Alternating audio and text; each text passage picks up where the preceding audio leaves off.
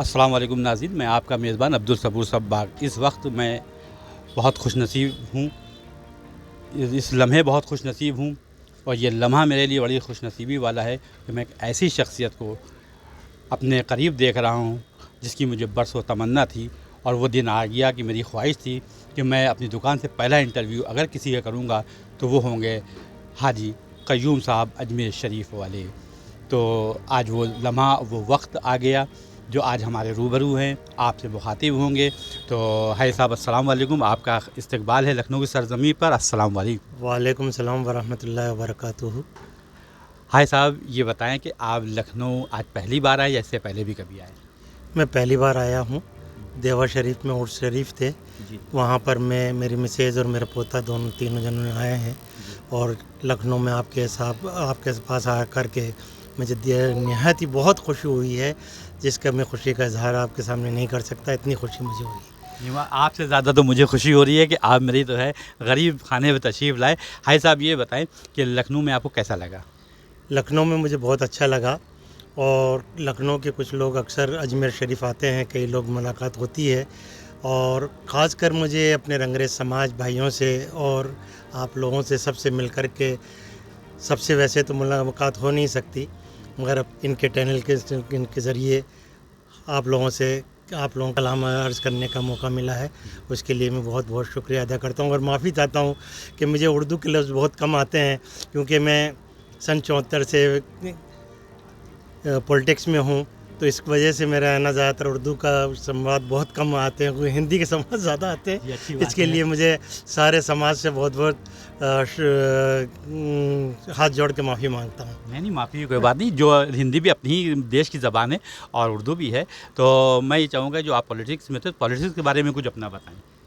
मैं 93 में पहला इलेक्शन लड़ा था एमएलए का, मसूदा अजमेर के पास से 60 किलोमीटर दूर है, जी, अच्छा। वहाँ से मैं चुनाव लड़ा था। फिर उसके बाद में कंटिन्यू 3 चुनाव लड़े, जी, 2 हारे 2 जीते। माशाल्लाह। जी। तो और ये बताइए कि आपका अपना अजमेर शरीफ में जो रहन-सहन है उसके बारे में कुछ बताएँ। देखिए, अजमेर शरीफ से मैं करीब 12 किलोमीटर दूर मेरा बंगला है, मैं वहाँ रहता हूँ। जी, और बुज़ुर्गों का मकान 1 किलोमीटर के ऊपर है, वहाँ पर मेरे बच्चे रहते हैं, मेरा भी अप डाउन होता रहता है। और वहाँ पर होटल व्यवसाय है मेरा, और जिसका जन्नत के नाम से मशहूर है। जी। अल्लाह का करम है, उसका जितना शुक्र अदा करें कम है। अच्छा है साहब, आप तो है क्या कहते हैं बिरादर की बड़ी कुड़न और फ़िक्र रखते हैं, तो क्या बिरादर के लिए आप क्या करना चाहते हैंगे? आप कुछ अपना खुलासा करें। आज से करीब 17 साल पहले मैंने अजमेर के अंदर एक रंगरेज सम्मेलन रखा था। उसके अंदर सिर्फ राजस्थान के लोगों को बुलाया था, जी, क्योंकि उस दौरान के अंदर हम ओबीसी में नहीं थे। जी, और फिर सारे रंगरेज समाज से ने मिल कर के चीफ मिनिस्टर के ऊपर दबाव डाला, और उसकी वजह से आज अल्लाह के फजल करम से बहुत सारे स्टेटों के अंदर हम ओबीसी के अंदर आ गए हैं, जिससे हमें पूरा इसका लाभ तो नहीं मिल पाता है, क्योंकि हमारे बच्चे और हमारे ऐसे लोग हैं ना, ज़्यादा एजुकेशन में नहीं होने की वजह से थोड़ी सी परेशानी होती है, और हमारा हक जो है दूसरे अदर कास्टें ले जाती हैं। जी। तो मैं अब करीब करीब सभी जगह पर ओबीसी रंगरेज समाज के लोग आ गए हैं, तो उनसे बच्चों से गुजारिश करता हूँ कि जब भी कभी आप इंटरव्यू देने जाएं गवर्नमेंट की जॉब के लिए, तो कम से कम अपना ओबीसी का भी सर्टिफिकेट बनवा करके उसे रखें, जिससे बहुत बड़ा फ़ायदा होगा। जी, जी। अच्छा हाजी साहब, ये बताएँ कि रंगरेज समाज को एकजुट करने के लिए भी कवायदें हो रही हैं। आप भी क्या इसमें कुछ पहल करना चाह रहे हैं? बहुत अच्छा सवाल किया आपने। जी, और इसके लिए मैंने अभी 17 तारीख रखी थी, जी, अच्छा। मगर कुछ समाज के लोगों ने बुला करके कहा कि भाई 17 समाज बहुत जल्दी हो जाएगा, जी, आप इसको दिवाली के बाद में रखें। जी, मगर उसके बाद भी कुछ लोग अजमेर भी आए थे अभी शादी के अंदर, जी, हमारे समाज के लोग थे, बुज़ुर्ग लोग थे। तो उन्होंने भी ये मशवरा दिया कि साहब आप पहले सब लोगों को इकट्ठा करें, और इकट्ठा करने के बाद में अजमेर शरीफ के अंदर हमारे ख्वाजा अली रंगरेज बहुत बड़े बुज़ुर्ग हैं, जी, जी, उनके नाम से एक प्रोग्राम रखें। जी, और उसमें हमारा ये प्रोग्राम हम रखने जा रहे हैं, इंशाअल्लाह ताला उसमें महीना 2 महीना और लगेगा। और उसमें आप सब लोगों को दावत देते हैं जी, कि आप लोग सब लोग भी तशरीफ़ लाएंगे। जी, और हमारा मिशन सिर्फ एक होगा कि जी, सारे मुस्लिम समाज एक होकर के, एक जी, जमात, एक जश्न में बैठ कर के अपने अपनी कौम को किस तरह से आगे बढ़ाएं, जी, और कौम को फ़ायदे के लिए क्या क्या काम करें।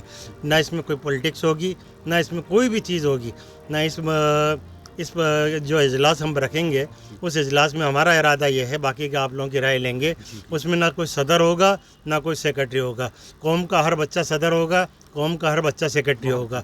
इसी बिना के ऊपर हम रख रहे हैं और इसके अंदर सिर्फ हम दो ही बातें रखेंगे। पहली बात तो हम एजुकेशन की रखेंगे। बच्चियां ये कहती हैं कि साहब हम लोगों को पढ़ाया नहीं जाता है, तो हमारी बच्चियां जो पढ़ लिख जाती हैं तो उनको भी ये सोचना पड़ेगा कि कम से कम हमें हमारे समाज में किस तरह से रहना है, हमारे समाज के अंदर ही हमें शादी ब्याह करने हैं, हमारे समाज में ही हमारे बच्चों को, हमारे माँ बापों के लिए, हमारे सारे समाज के लिए हमें काम करना है। दूसरी बात हमें ये करनी है कि सिर्फ एजुकेशन के ऊपर बात करनी है और जो समाज के अंदर हमारी बुराइयाँ चल रही है, सबसे बड़ी बुराई चल रही है दहेज की।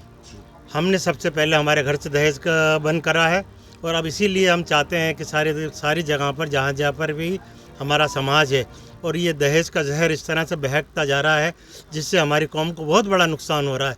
मैं ऐसा चाहता हूँ, मेरा ऐसा समाज के सब जगह इकट्ठा होकर के अगर हम आज इस बात पर सोचें तो गरीबों के लिए भी बहुत बड़ा होगा और हमारी समाज को बहुत अच्छा उन्नति मिलेगी और हर गरीब लोग है ना शादी ब्याह के अंदर हर तरीके से परेशानी को दूर करेंगे। मैं यही बात कह करके आप सब सारे समाज से मेरे जो लफ्ज़ हैं वो सही नहीं निकल पाए हैं, उसके लिए माफ़ी मांगता हुआ सारे समाज से हाथ जोड़ करके एक जाजम पर आने की कोशिश करें। खुदा हाफिज़। बाग साहब का बहुत बहुत शुक्रिया अदा करते हुए और मैं आपसे सबसे बहुत बहुत शुक्रगुज़ार हूँ कि मैं आप लोगों से जल्द आकर के मिलूँगा इंशाअल्लाह। खुदा हाफिज़। जी, आपने देखा कि ये हमारे हाजी क़य्यूम साहब थे जो अजमेर शरीफ से तशरीफ़ लाए थे।